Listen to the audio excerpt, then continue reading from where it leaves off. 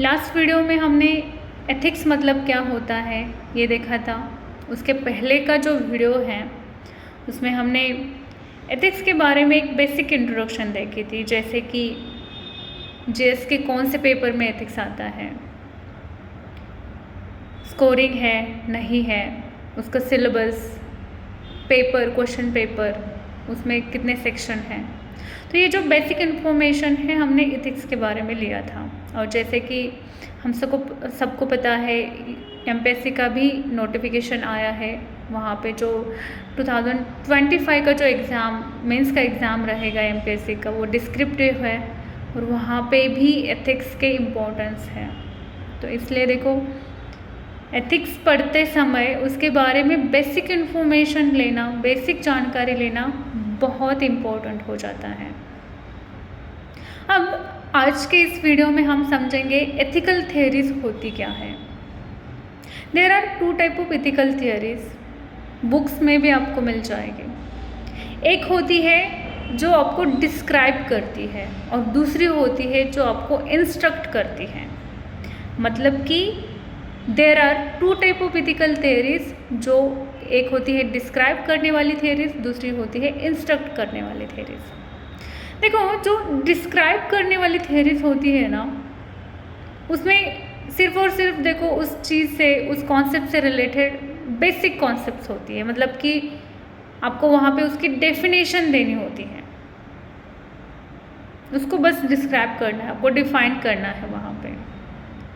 But जो theories आपको instruct करती है तो वहाँ पे यू शुड डू और यू ऑट टू डू, मतलब उस थ्योरी में जो दिया है वो सब एथिकल समझ के दिया हुआ होता है और उस थ्योरी में जो दिया है वो आपको फॉलो करना होता है। अगर वो फॉलो करते हो आप तो वो एथिकल कंडक्ट माना जाता है उस थ्योरी के हिसाब से। ठीक है, सो देयर आर मोटे तौर पे हम देख रहे हैं there are 2 type of theories, जो एक होती है डिस्क्राइब करती है, दूसरी होती है इंस्ट्रक्ट करती है। ओके, देखो जितने भी सारे मॉरल डिलेमास है, एथिकल डिलेमास हैं, जितने भी सारे हैं उनको हम 2 बेसिस पे डिवाइड करते हैं। एक मतलब एंड, दूसरा मीन। And versus mean. अब यहाँ पे एंड क्या होता है? एंड मीन्स गोल, जो आपको अचीव करना है। मीन्स मतलब क्या? वेज, रास्ता। कौन से रास्ते का, कौन से वे का यूज करके आप ये गोल अचीव करते हो, उसे बोलते हैं हम मीन्स। And and means. अब देखो जितने भी एथिकल या फिर मॉरल डिलेमास है, all of them are based on end versus mean. There are some people जो कहेंगे कि आप जो भी करना चाह रहे हो उसमें आपके मीन्स इम्पॉर्टेंट है, मीन्स इम्पॉर्टेंट है। अगर आपके मीन्स अच्छे हैं, आपका रास्ता अच्छा है, तो आप जो अचीव कर रहे हो वो गोल भी क्या होगा? अच्छा ही होगा। And then there are some other people जो ऐसा सोचते हैं आपका रास्ता कोई भी हो, डजेंट मैटर, बट आपका गोल तो अचीव हो रहा है ना। तो इसमें कॉन्फ्लिक्ट दिखाई देता है हमें। और इस 2 बेसिस के ऊपर, मतलब ऐसे लोग जो एंड को इम्पोर्टेंस देते हैं और there is some other category जो ऐसे लोग हैं वो मीन्स को इम्पोर्टेंट देते हैं। जिस रास्ते से आप गोल अचीव करना चाह रहे हो उस रास्ते को इम्पोर्टेंस देते हैं। तो इसमें हम सबसे पहले समझते हैं कि जो लोग मीन्स को इम्पोर्टेंस देते हैं, रास्ते को इम्पोर्टेंस देते हैं, वेज को इम्पोर्टेंस देते हैं, उनका क्या मानना है। सबसे पहले इसे समझते हैं। मतलब ऐसे लोग जो मीन्स को इम्पोर्टेंस देते हैं, एंड को इम्पोर्टेंस नहीं देते। अब इसमें सबसे बेहतर और अच्छा एग्जाम्पल है गांधी जी का। देखो, जो फ्रीडम स्ट्रगल हुआ मॉडर्न हिस्ट्री में, हम उसके बारे में पढ़ते भी हैं, राइट। तो उस फ्रीडम स्ट्रगल में हमें फ्रीडम कौन से रास्ते से लेना चाहिए? क्या हमें सत्याग्रह, नॉन वायलेंस, अहिंसा का रास्ता चुन के इंडिपेंडेंस लेना चाहिए, या हमें उसके अपोजिट वायलेंस का रास्ता चुन के इंडिपेंडेंट लेना चाहिए? इसमें डिबेट चल रहा था।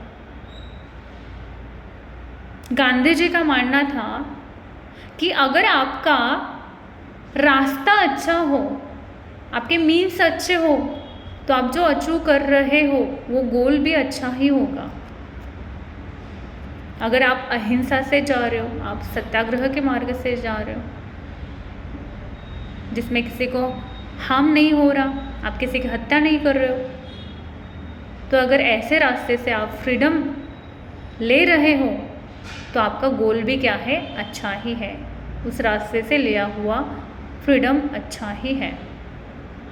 बट उसी के अपोजिट जो लोग एंड को इम्पोर्टेंस देते हैं बट मीन्स को इम्पोर्टेंस नहीं देते, रास्ते को इम्पोर्टेंस नहीं देते, तो उसमें हमें एग्जाम्पल्स दिखाई देते हैं। सुभाष चंद्र बोस हो, भगत सिंह हो, वो ऐसा सोचते हैं कि रास्ता कोई भी हो, डजेंट मैटर, आप वायलेंस से जा रहे हो, नॉन वायलेंस से जा रहे हो, कौन से रास्ते से फ्रीडम ले रहे हो, उससे कुछ फ़र्क नहीं पड़ता। हमारा अल्टीमेट गोल क्या है? फ्रीडम, स्वतंत्रता हमारा अल्टीमेट गोल है जो हमें अचीव करना है। अगर रिसेंट कॉन्टेक्स्ट में अगर आप एग्जाम्पल लेना चाहते हो तो हम समझते हैं कि सपोज करो कि आपको लाइफ में पैसे कमाने हैं। हम काम करते हैं किस चीज़ के लिए? पैसे कमाने के लिए। और पैसे किस चीज़ के लिए ज़रूरी होते हैं? फॉर आवर सर्वाइवल, राइट, हमारे खुद के और फैमिली के, ठीक है। अब हमें इसमें भी सोसाइटी में दो कैटेगरी के लोग मिलते हैं। एक ऐसे कैटेगरी के लोग होते हैं जो सही मार्ग से, सही ढंग से पैसे कमाते हैं, और एक ऐसे लोग होते हैं जो गलत या फिर शॉर्ट वे से पैसे कमाते हैं, राइट। दोनों का अल्टीमेट गोल क्या है? पैसे कमाना, बट वेज क्या है? डिफरेंट है।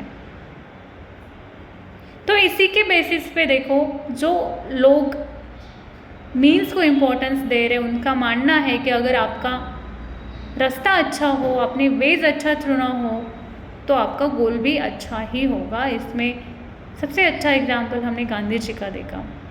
और जो लोग एंड को इम्पोर्टेंस देते, मीन्स को इम्पोर्टेंस नहीं देते, उसमें हमने सुभाष चंद्र बोस और भगत सिंह जी का एग्जाम्पल देखा। और इसी के बेसिस पे हम आगे जो थेरीज है, थियोरी ऑफ डिओन्टोलॉजी, जिसे हम कर्तव्य शास्त्र या फिर धर्मशास्त्र भी बोलते हैं, और यूटिलिटारिज्म थ्योरी क्या होती है, वो नेक्स्ट वीडियो में देखने की कोशिश करेंगे।